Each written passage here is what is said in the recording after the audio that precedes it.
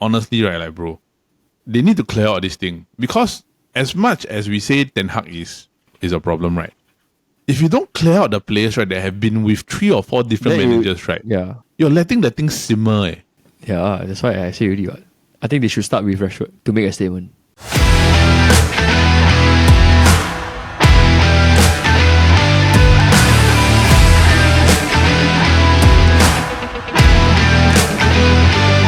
Hello, everybody, and welcome to another episode of the Futbol Kaki. I am your host, Elder, and I am joined by my fellow Kaki bro, Paul. Now, before I go ahead, of course, this show is brought to you by the Chit Podcast Network. Now, bro, back to you.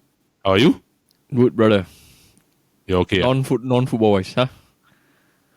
I'm super shagged. Like, I work Saturday, Sunday, right, and I watch F1 and football, and both of them didn't have the outcome I wanted. So and both were like at around like 11 past midnight, that kind, right? Yeah, bro, I super shagged, yeah. I really very tired. How do you work Saturday, Sunday? Saturday I work at 7. I started at 7. Then yesterday I had to work because there was a job that event? can only be done on Sunday only. Taylor Swift, No lah, bro, that one you lah. I thought you work for the Taylor Swift, like the no, bro. I wouldn't want to do that. That one I'll be a lot more tired. I'll be a lot more tired if I were to do that. I had to go and attend to one company. They had to restart the system because of a power shutdown. So I think I worked like 10 to 4 on both weekends. No, then Saturday was 7 to 2. So right, bro. Do you want to get straight into this, or do you want to like let it simmer? I'm relaxed, brother.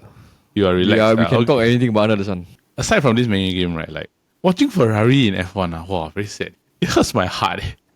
Yeah, still the second best team, so it's okay. Okay, the gap was smaller than last year from Max to everybody else. But then the thing is that it was still a boring race. It was just a repeat of basically what happened last year. It's a continuation. It's part 2. What do you mean smaller? Max finished 22 seconds ahead of Checo. I know. Previously, the gap between last year was them 16. and Alonso was 33. Between Max and Alonso. No, yeah, Max and Alonso. Means that, let's say the last Red Bull car to Alonso, right, the standardized gap was about almost 30 seconds. If you're talking about the 25. The comparing both Red Bull cars is 22 seconds in the same car. I know. That's like one pit stop. Bro, I said it already, right? I said it to you during the race, right? Like, if it happened that George Russell was a lot faster, right, the gap wouldn't be that big. But because George Russell overtook Leclerc, right, and then Leclerc was slow, and then Checo and Sainz got stuck behind him, right, the gap becomes super big. The gap actually not that big. But it's not Max's fault. It's the other drivers. They are just it's basically time out for each other. Yeah, but it's basically Mercedes giving everybody all their fans false hope, right? After realizing that actually their race pace car actually the pace is very bad. Because George Russell was super slow, yeah. Yeah, his car he had an issue, I think. Was it an issue or just general race pace? No, I think his car the issue. I don't really know what happened. But it's compared to like the practice 2 when they turn the car up just for one lap. Yeah, that's true. But were you happy with the result, or is it just or you just resigned? I mean, it's okay. Yeah, I mean, it's a good result for Red Bull. Okay. Hey, side note, your bottle, right? Did you change it to a Heinz ketchup sticker from the Coca-Cola? No, it's a Pokemon sticker. It looks like a Heinz one at the side, right? All right, bro. So you wanna get into it? Bro, I'm ready, bro. All right, man. So okay, so for everybody watching in, this is flow of this week's episode. So what we're going to talk about is, of course, the Manchester derby that happened over the weekend. Man City beat Manchester United 3-1 in probably a very one-sided performance. I won't say it's one-sided, it's just absolute pure domination by Manchester City. We're going to go do an in-depth dive, basically running through what happened, and then, of course, the status of one Mr. Erik Ten Hag and what is going to happen in Manchester United's future under the Ineos group. Following that, we're going to do some EPL roundup. We're going to talk about the title race. Liverpool beat Forest with a 99-minute winner from Darwin Núñez. We're going to talk about the battle for the Europa League spot or the Conference League. Basically, Newcastle and West Ham, they are closing the gap to Manchester United. The gap previously was about 7 and 5. Now it has become 4 and 2 because of the fact that Man United lost the derby. And then, of course, we are talking about relegation. Relegation currently, Luton Town did lose their game, but they do have one game in hand. That one game in hand, if they do win, they close the gap from them to Nottingham Forest to a single point. Nottingham Forest have 24 points, And then on top of them, And- Everton have 25, and then Brentford have 26. Yeah, it's because this Everton also, they got their points halved, right? Their deduction, they were only awarded half, so they they gain 4 points back. Correct. So what this does, right, is essentially, right, like I would say it's safe to say, right, like Burnley and Sheffield United, they're going down with 11 games. With 11 goals, there's no difference in that, right? But Luton have a chance to stay up, right? But they have to be like kind of perfect because the gap between 18 to 15 is about 6 points. But of course, Luton do have a 1 game in hand. So if Luton win, it's going to be a 3-point gap between 15 to 18. If everybody have the same amount of games. So Luton actually do have a chance to stay up, but they have to be perfect. Then, of course, we have this week's match of the week, which, of course, is Liverpool versus Man City. Winner of this game gets control of the title race. And, yeah, we're going to do a deep dive, basically see where both teams stand, how Liverpool are with their injuries. And then, of course, we are going to do our match predictions. Currently, Paul has the lead at 8-7. And judging by last week's prediction, likelihood he has extended his lead by a bit more. So, yes, we are going to get into it. So, bro, you ready for this week's episode? Let's go, man. Alright, so for this week's episode, we are beginning with the Manchester derby. The final score was, of course, Manchester City 3, Manchester United 1. United took an early lead through Marcus Rashford with what I would say is a very nice goal, but that goal, right, was the only shot on target Man United had the entire game. Man City dominated this game. 27 shots on total, 8 on target, compared to United's 3 total and 1 on target. They had 73% possession to United's 27. And then, of course, there was some interesting nitbits of this game. But, bro, we've both got a lot to say about Marcus Rashford. But that was a nice goal, though. Yeah, but can I just say, right, this type of shot that he takes, right, it's like 1 in 10 will go in, that kind. Yeah, correct. It's like the kind of, remember his free kick in Chelsea? Yeah, the one that he just, it just dinged in, the ball just flies into the net one, right? When was the last time you saw, after that, right, do you see him score any other free kicks? No. Yeah, so it's like a buy one, get like, Buy one, get one free. Yeah, like buy, you try lah, then you just get in, then go in. No. But okay, it was a nice shot lah. No, it was a nice shot. Like legit, right? I was thinking like, he's gonna shoot. I think both of us, right? Like every time Marcus Rashford shoots the ball, right? Both of us resign the fact. It's like, why do you shoot? Or why do you shoot? It's gonna go straight, right? Then it's like, off the one and in. I was like, what a goal! That was the reaction of Media and Jordan, right? Not the two of us. Our reaction was very different. I just laugh. I just started laughing. Yeah, but okay, can I just say, right? Like, do you realize, like, after he scored that goal, right? He said, okay, I done my part. Yeah. Then let me just go back to default settings. Bro, his default setting is horrible. Yeah, so exactly. So it's like, to him, he care more about himself. Like, this game, right, he just make sure that, okay, I just need to score one. Yeah. Then then y'all do the rest, that kind. Because after the first goal, right, it's like he was just a passenger for the rest of the game. Yeah, I agree. It's ridiculous because, like, from what I saw, he had some chances, right? He could have easily had a hat trick, right? If he just applied himself. Or, like, just tried to take care of the ball, try to do certain things. Like, we're going to talk about the City goals, right? But let's talk about Marcus Rashford's wasteful chances. Like, that through ball 1-on-1. The one where Onana lead the ball, then he headed the ball, right? He totally miskicked the header, right? Then the defender catch up to him. If he just hits the ball straight down, at least 6 yards, right? He's got the pace to beat the defender, right? It's 1-on-1 with Ederson, right? There's no way you can tell me he cannot score. I will still doubt his ability to score. I think that, but it's just the fact that he didn't get his way, that he didn't capitalize on the chance on the Ruben Diaz slip, right? They all say, Michael Owen says you push forward, not push down. Yeah, correct. But he pushed down, and he rushed it. I mean, like most of the strikers, they will just nod it like up. So at least you because when the ball goes, you push it away from the defender, right? You've got time. And the thing is that what risk do you have? Because the thing for goalkeepers, right? Goalkeeper's the last man. If he makes contact with you, right, it's a red card. And he's gone, yeah. And he's gone. If he stays on his line, right, you have a 1-on-1 opportunity which you have an advantage of. Yeah, and not to say like Rashford got no pace. If you put it like 3 yards forward, right, you can catch it. You're like running full stride already. Correct. And it's not like you say like what you say. Like, it's not like he's no pace. What he's got pace. He can be him one. That's the only like good trait about him. I think without his pace, it's nothing. I feel like not his long range shooting. No, I thought you're gonna say his essay writing. I thought you say his long essay writing. later. That one we talk about it. I thought you said that's his only good trait. Bro, what trait does he have? Even the essay writing also not very good also.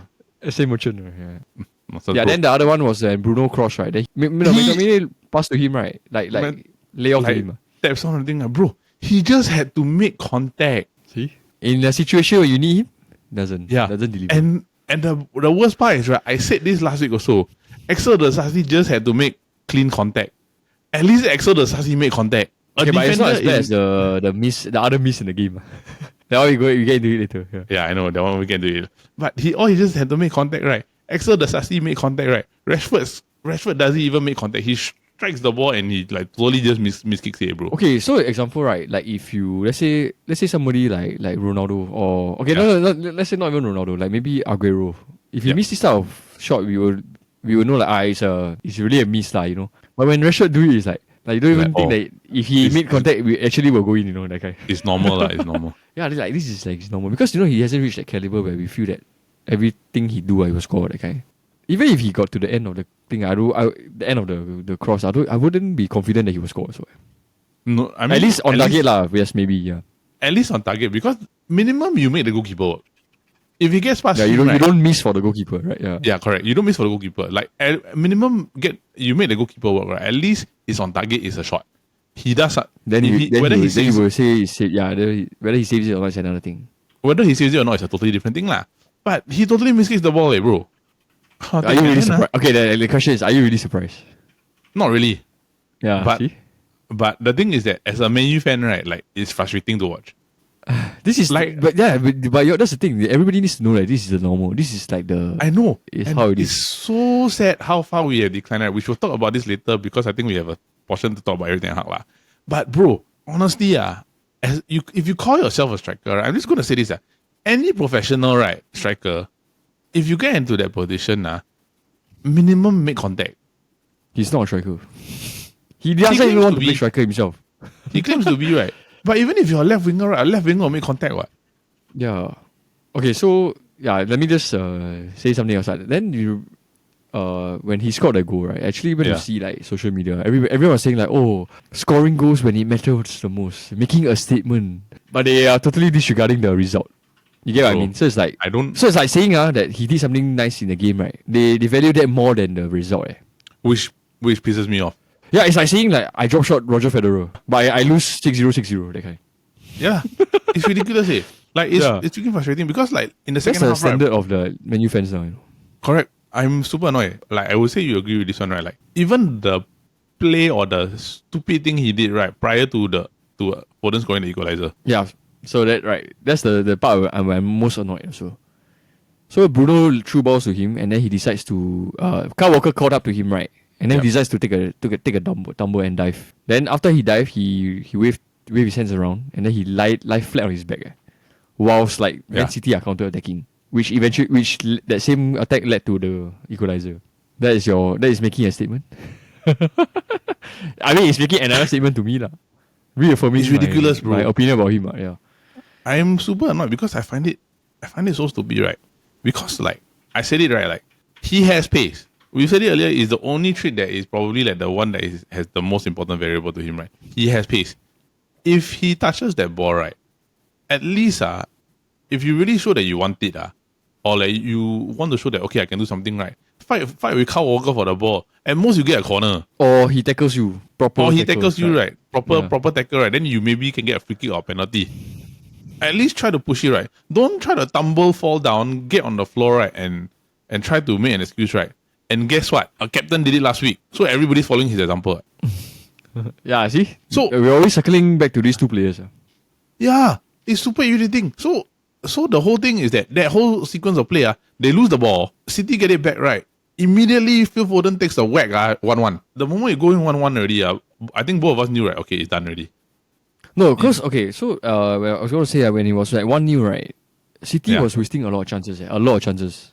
Yeah. It was like you know that those kind of game where there's force fear on the goal. So I thought like, okay, we were going to have that kind of game. Like Onana start saving some sick balls, and then Haaland missed that open goal, remember? Bro. Yeah, he missed it at 0. He missed it at 1-0. That means, right, I saw two people that hardly swear. Who, sir? Oh, yeah. I saw. Bro, that means, right, like if let's say it was any other day, right, like most people say, okay, we can capitalize on this, we have advantage, right? Because we questioned Haaland's form going into this game, right? But the thing is that his shots misses, right, were more like, okay, it's inside the box, right, but not that close. This is inside the 6-yard box, eh? Yeah. This is like 2 yards, maybe 1.5 yards away from goal, right? I mean, like, I question, like, which is worse, this one or the Exo Disasi one, right? This one, right? This one. Because Axel Disasi still need to, like, header or, like, chest, you know, that kind. Haaland is open This goal. is on his foot, and on his strong foot, no? And open goal some more, right? And open goal, yeah. No, and it's like smack center. Disasi at least was the right side of the goal, yeah. On the side, right? Smack center, Yeah, open goal. I Still got this no was chance, like, if there was a Puskas award for misses of the season, this is the one. It wouldn't be called Puskas award, it'd be called what? Like who? I don't know, sir. What's I don't know, sir. Heskey, Emil Heskey. Heskey. Oh, Heskey award. the Heskey award for the miss of the season. Heskey award, yeah. Okay, then from at the moment also I thought if we can hold 1-0, then that's the only way we will win. Because if City score, right, we will lose confirm. 100%, I agree. As long as they score one, we lose already. Yeah. So they did that, right? After that, right, Ten Hag makes substitutions, right? He brings in Foster, Kambala, and Amrabat. Wait. So now I want to make another statement. If Rashford was playing so well as like Man U fans proclaim, right? Why did Ten Hag take him out? Exactly. Yeah, then I saw comments. Oh no, they are tired. Tired. See me. City played one more game than you this week.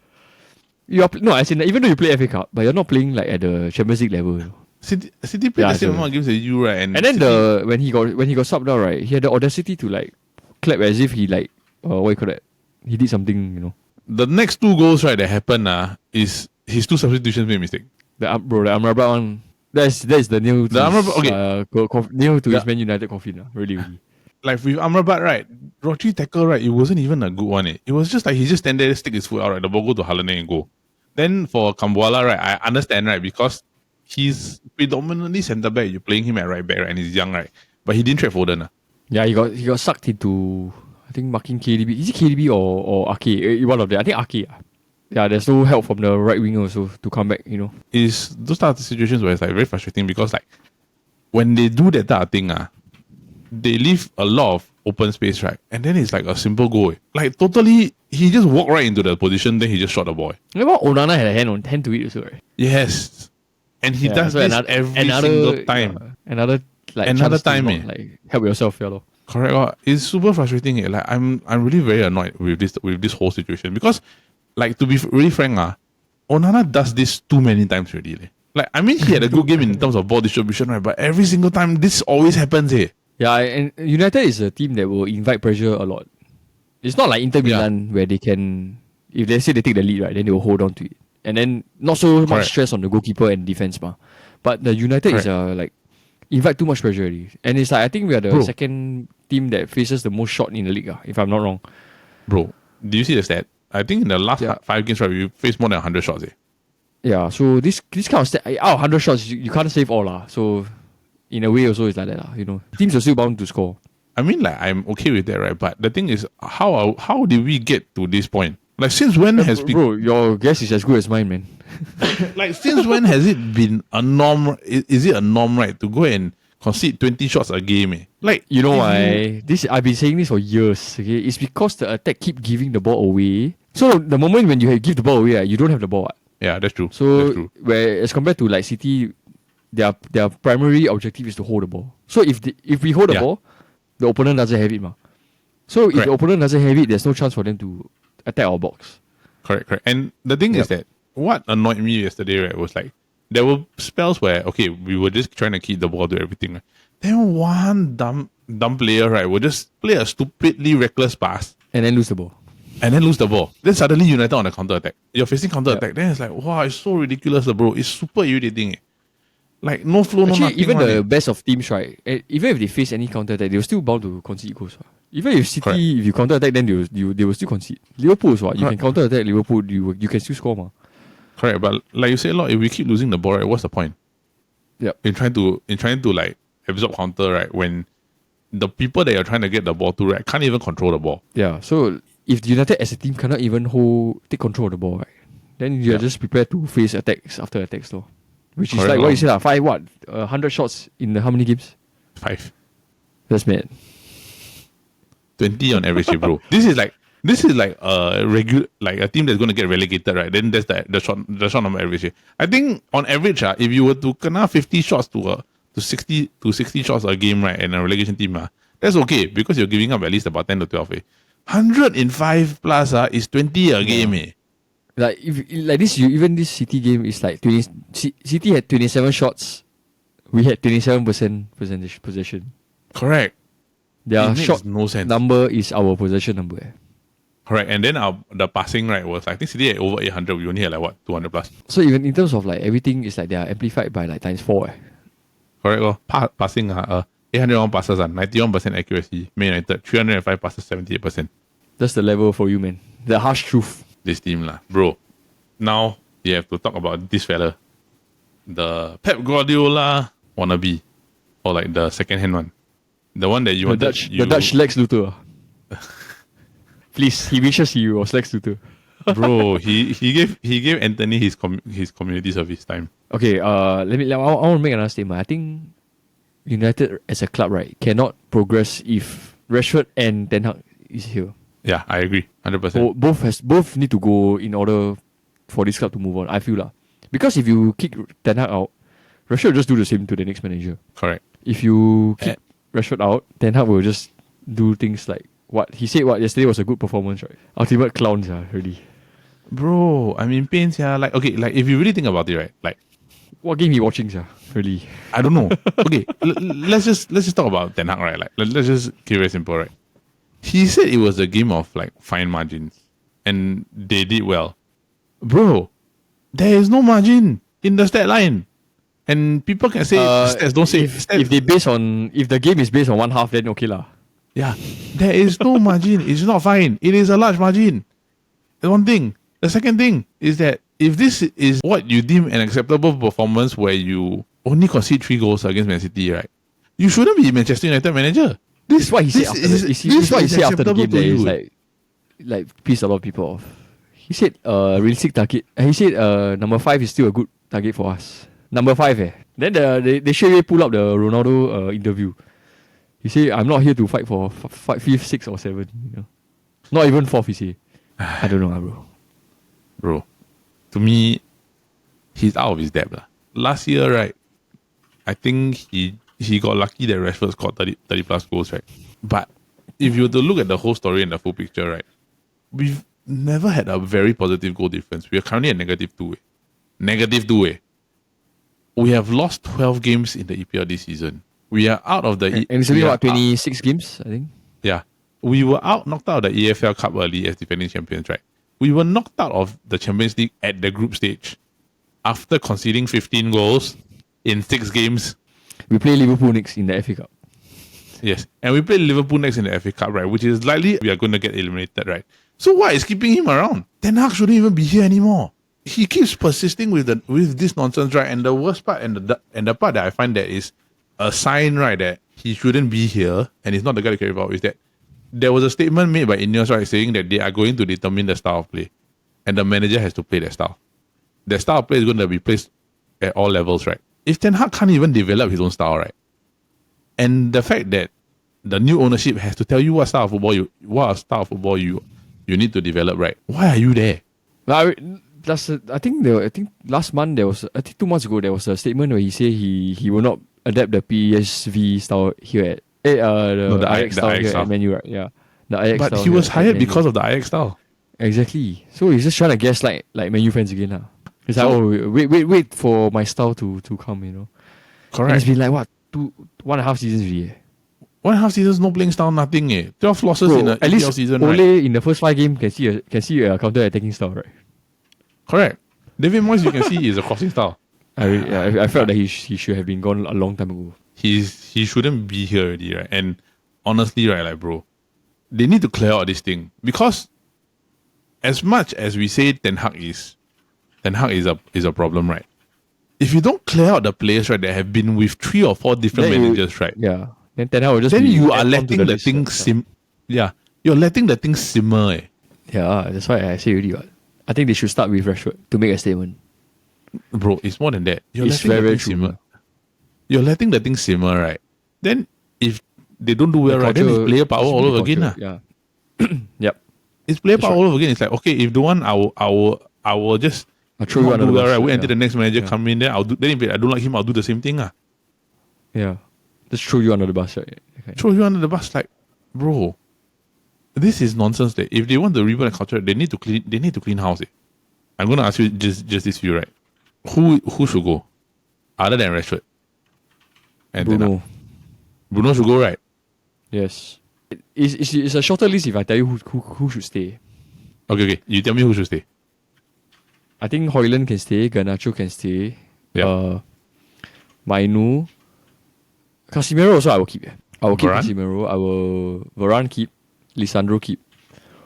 Dalo. Sell.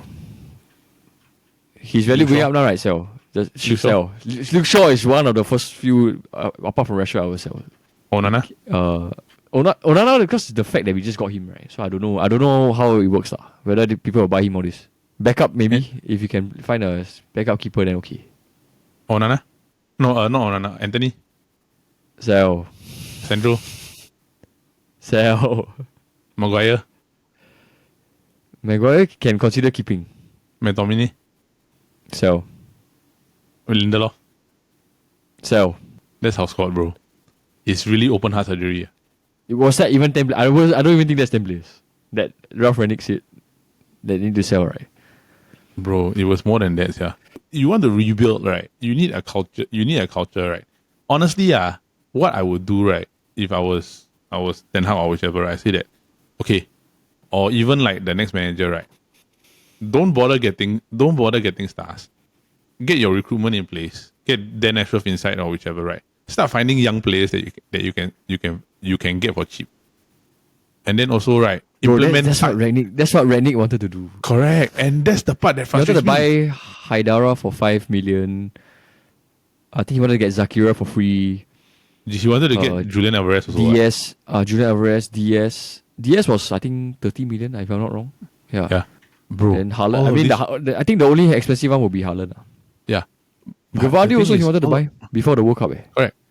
Right. So, in the end, right, all of these players they all went to City or Liverpool, and because Man United scouting department is so crap, they don't know anything about all these players, right? You let 5 or 6 of them go. No, you let And the all of person these that recommend this go. Right. Yeah. And the worst part about this whole situation, right, is that they are hardworking players. They put in effort. Yeah. They try. Rather than me seeing the bunch of lazy players, right, that every time they score, right, it's as if they won the FA Cup, like. No, it's not the thing that scares me. The thing that is they like to gaslight players, right, is that they will play crap for like 5 games, and then they'll play well for like 3 games. Then people will think like, okay, we're back. Right. These players can actually do it, man. Just trust in them. They can do it. And then what will happen? Like something like the Fulham performance will come back in. And the thing that I don't like is that there are so many better young players that are actually available. Like Ten Hag let go some of the academy boys that I think would have put in better performances. He freaking let go. Or like even like just for the work rate, right? Yeah. He let go Hannibal. When Hannibal was probably the hardest working player on the field when they press. And then Ahmad is like, he's not going to play at all. Correct. Then he let go Palestri to on loan, right? When Palestri honestly is a lot more hardworking, right, than both Rashford and Anthony. And then you refuse to let Diallo go back on loan because you want to keep him to use him. When you keep using Anthony to warm the bench, yeah. When you keep using Anthony and everybody can see the whole Anthony is horrible. So what is he still doing there when he has no idea what he's doing? It's like insanity. Use like injuries as excuse, It's insanity, bro. Like honestly, right? When Ten Hag makes a substitution, you can predict exactly what he's going to do, right? Bro, now I watch the games, right? It's like, I would think that he's not even going to make substitution until like 80 minutes. Yeah. Then it's always the same players. Then it's not even like the tactically like one that is going to. It doesn't even benefit the team when the subs come in. It's like it makes it worse. Yeah, like I said, I think that he's letting Anthony come in to clear CRP hours. What? Give me one flag there. collect coin. Hold the coin there after that. Ask people to put donations. I think he harvests the 100 million back.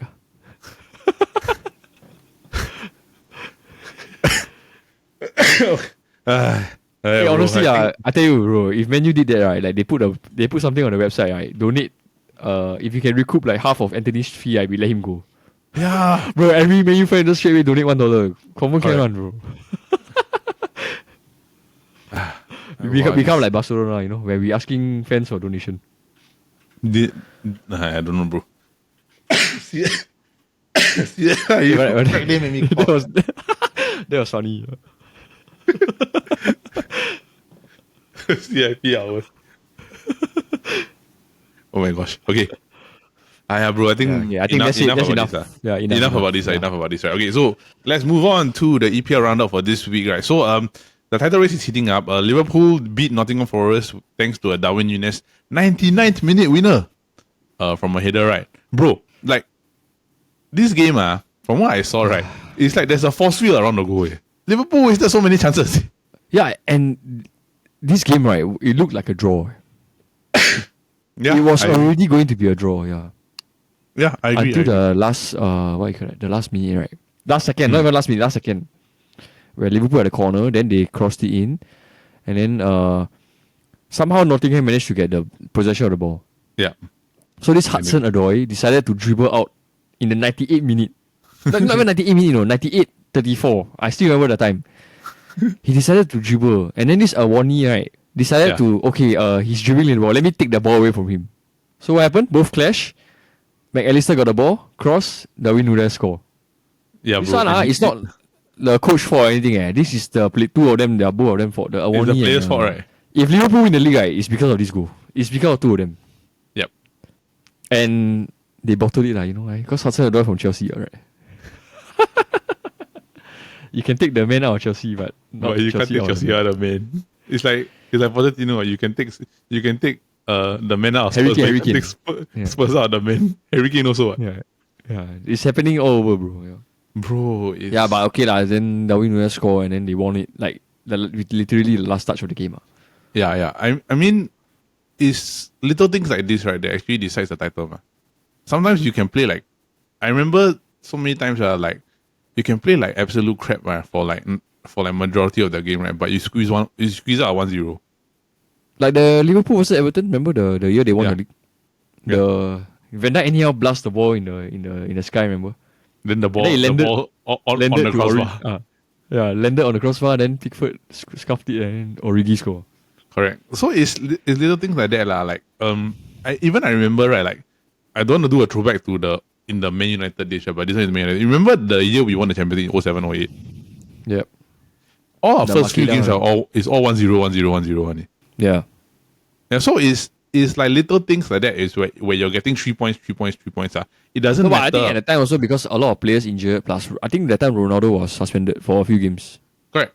But so they were still like trying to find their feet, Yeah, but but that's not the point I'm trying to say. Like, it's grinding the result, yeah. It's getting the result.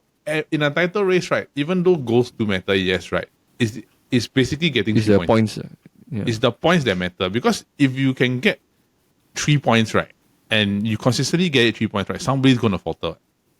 Which is what City have consistently been doing is like 3 points, right, until like Liverpool, like, they draw. Yeah. Then they find themselves further away. Yeah, then it becomes a 2 point and then you got 3 points. At the end of the day, a title race is about getting maximum points every single week in, week out. Yeah, so currently Liverpool, they are still at the top of the table, 1 point ahead of Manchester City. Sorry, Liverpool fans, we couldn't help. But I think you knew it was inevitable. Bro, it was damn funny. Because when Rashford scored, right, all my friends are like Arsenal fans. They were like, come on, Man U, bro. You think you can do it? I say, bro, not over yet. Then they're like, hey, why? I say, you just say you wait first, bro. It's actually the final score that you talk. Then it really happened 3-3. Yeah, it really happened. We've seen this too many times, bro. Yes. Wow, it's bad, man. Like, so because of this, right, Liverpool do have the advantage currently going in. They have their game against City this week, which we are going to talk about. But before we get into that, right, we do have also, of course, the battle for the Conference League position. Newcastle did win 3-0 against Wolves, right? And West Ham won their game against Everton 3-1. They essentially closed the gap to Man United. Newcastle closed it to 4. West Ham closed it to 2 points. Essentially, right? Because now, from what we understand, right, is that Conference League is going to the sixth place team because, especially in the situation, right, because the other position in the Europa League is actually reserved for the FA Cup winners, provided the FA Cup winner did not go into did not qualify for Champions League, which will eventually go in. So currently, you take it as 6 as they are going to Conference League, right? Newcastle, Man United, and West Ham are betting in for Conference League, right, bro? Man United's in the Conference League position battle. That's how sad we are. When we 2 weeks ago we were saying like, oh, we actually can close the gap to Aston Villa and Spurs. Then now we find ourselves fighting with the bottom, the two clubs below us rather than above us. Correct. But yeah, okay, that might continue. Yep. So this is where we are. Even so, right? Like we are in a very awkward and weird situation because, like, we are nowhere near Spurs and Aston Villa, and then. Honestly, right? Like, let's not talk about ManUtd already because it's like 11 points. We're at the point already, right? So you are talking about Newcastle and like Newcastle, West Ham, right? And they West are Ham, closing up the gap, right? Brighton actually is only 5 points behind us only. So if let's say we lose more, right? West Ham, Newcastle, and Brighton can go up. I wouldn't be surprised also. It's true, right? Like you cannot sound like as if like we will if we lose, that anytime can happen to anybody. Correct. We'll see how this goes. Currently, right, like, I mean, it would be cool if, let's say, Brighton gets into Conference League or like West Ham gets into Conference League. West Ham have won it before, so it'd be cool to see them back inside. For relegation, right, because of the circumstances which Everton had their points deduction reduced, they have actually boosted up to 16, right? But they are currently only 1 point ahead of Forest, right? And of course, the relegation battle depends on whether Luton Town win their next game, and their next game is of course against Crystal Palace, which they do have a chance. So if Luton Town actually beat Crystal Palace, right, and they do win their game in hand, right, they do end up in a situation where they could actually just be a point adrift from Nottingham Forest, and then they are probably going to be 2 points behind Everton, 3 points behind Brentford. So if let's say one of these few teams drop points while the rest win, it could flip. Yeah.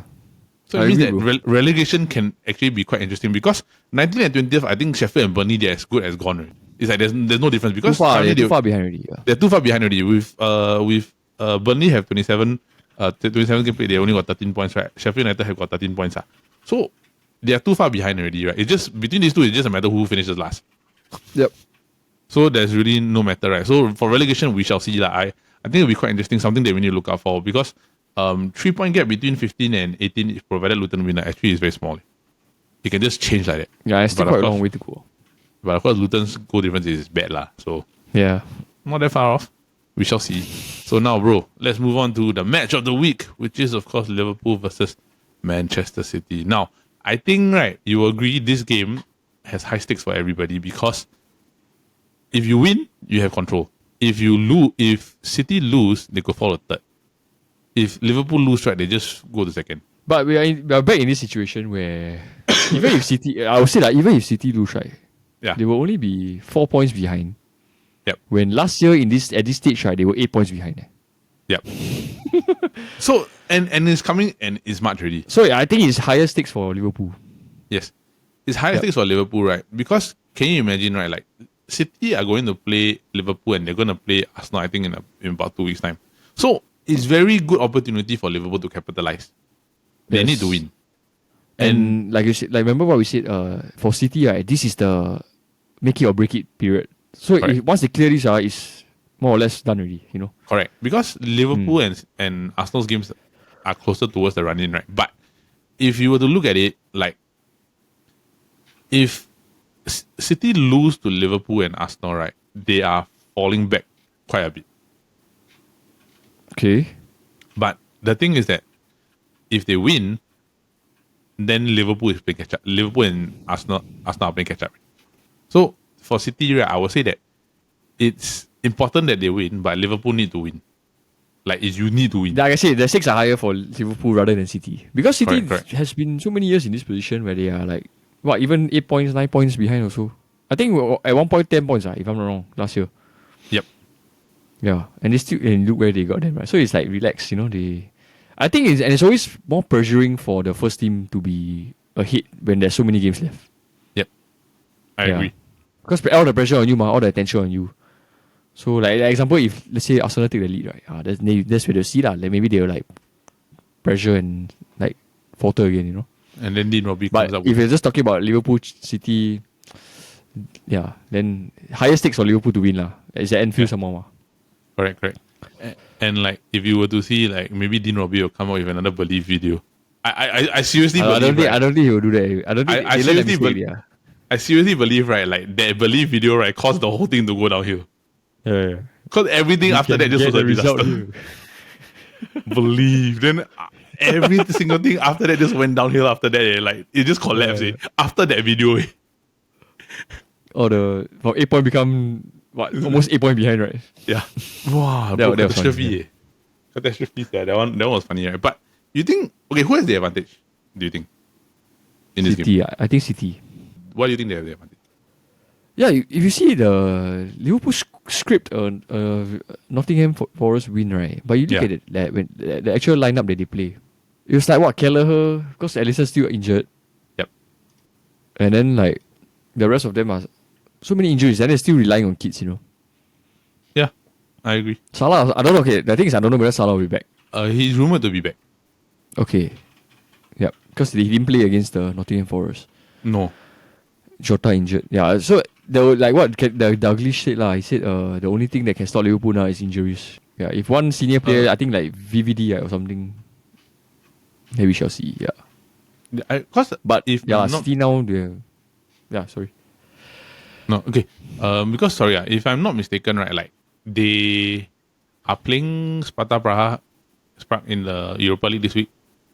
Then they're playing City. Oh, Liverpool. Oh, yeah.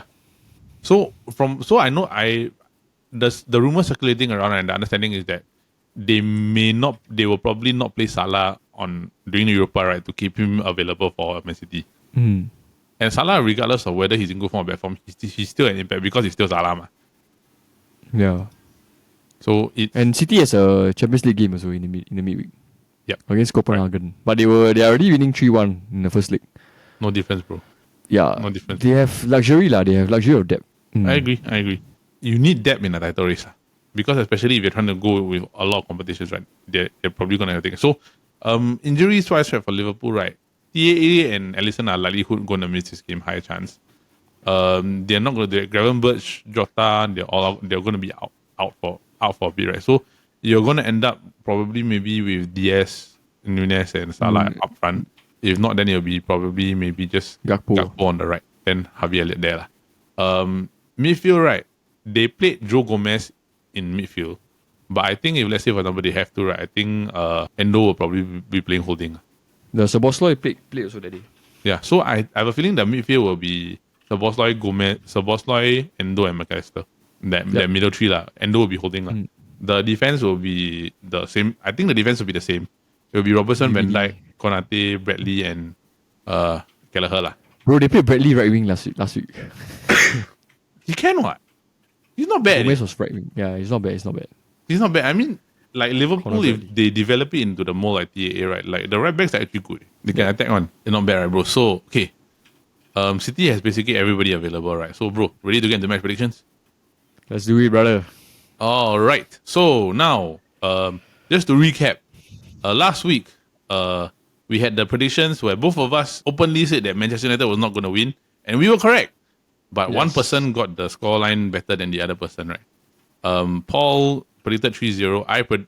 To Man City. I predicted 5-0 to Man City because I had very little faith. If Haaland didn't miss it, if Haaland didn't miss that shot, right, you have won it already. Yeah, correct.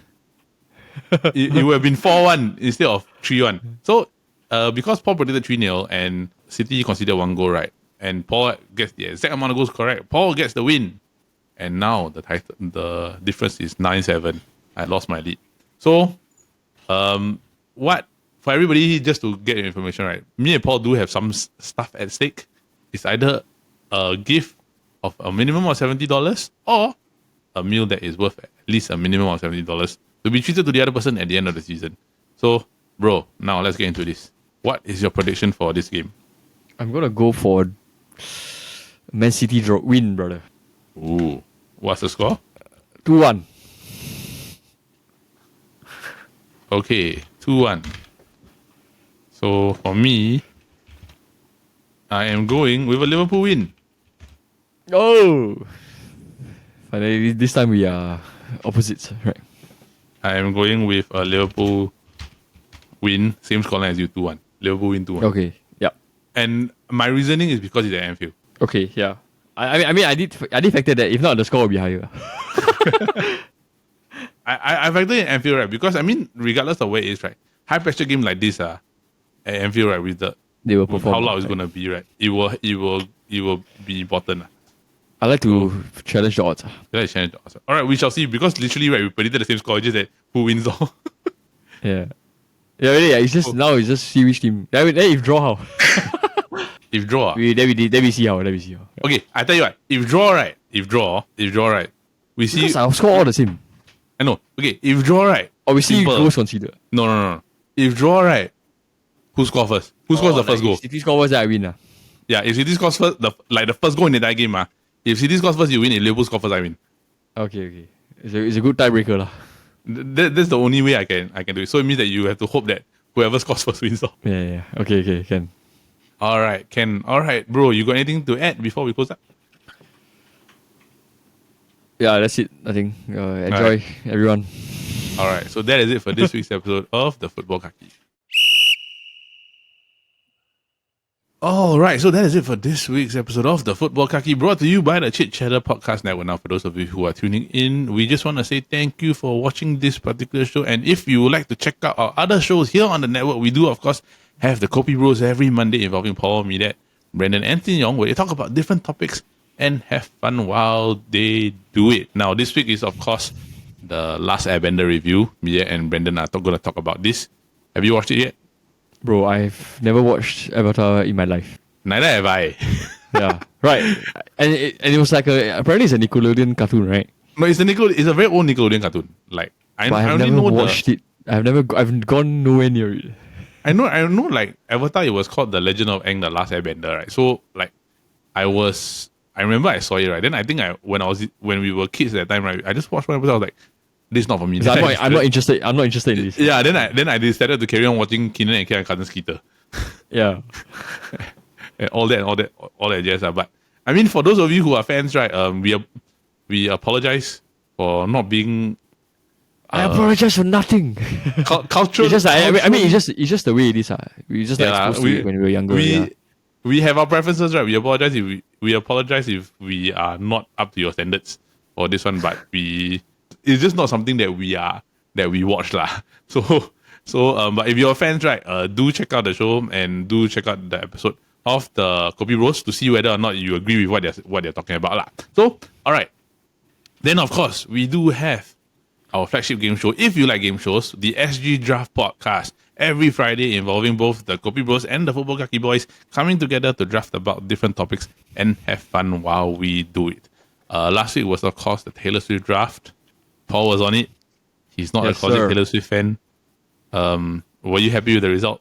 I think not too bad for second place. Okay, fair enough because honestly, bro, her library is too big. There's so many songs. Yeah, but what? Okay, if I have to ask you, what was your favorite Taylor Swift song? What is your current of all time? All time. If you had just pick one for the top of your head now. I love the Speak Now album. So okay, you look like an enchanted guy. No, I'm not. Back to this. Coming from a musician standpoint, right, and playing this and having right, Sparkstar is very fun to play. Okay. Yeah. So I mean, it's a very pick. I thought a lot of people would like this pick. No, Sparkstar is very good, right? And I like her Speak Now live, that version. Yeah. So like as a musician, as a drummer, right, like playing that song, right, is actually a lot of fun. Like just to play on things. So that is probably my one. I'm more of a fan of the Taylor Swift country era rather than the pop era. Yep. Yeah. So that is me because I just generally like country music more than I do like pop music lah. So that's just me. Yours say what's your favorite Taylor Swift song ever? Long Live and Wildest Dreams. All right, Ken. Fair enough. So yes, do check out the SG Draft Podcast every Friday, and if you haven't watched the Taylor Swift episode, do give it a watch. We have another episode this week, which both of us will be on this coming Friday. Stay tuned for that. Yeah. Stay tuned for that. We will not tell you what it is. You just wait. And then, of course, The cool thing about SG Draft is that you get to vote for your winners. So do go to our Instagram every Friday at 12 o'clock to vote for your favorite team. Hopefully it's the one of the two football Kaki bros. And let us win. Because one is Leicester City, the other one is Fernando Torres. He peaked too early and I've only won once. I won again recently. The poor team won. Yeah. So do watch this week's episode and just vote. Voting for every SG Draft starts at 12 on Friday and ends at 12 o'clock on a Saturday. So yes, before we go off, bro, do you have anything else you want to add? I'm good, brother. You're good. You waved too early, right? So yes, with that, we end this week's episode of the Football Kaki. For those of you who are tuning in, we just want to say thank you. Do like and subscribe if you haven't, and if you have, do recommend this particular channel to your friends. So from everybody here at the Football Kaki and the Chit Chatter Podcast Network, we just want to say thank you and bye-bye.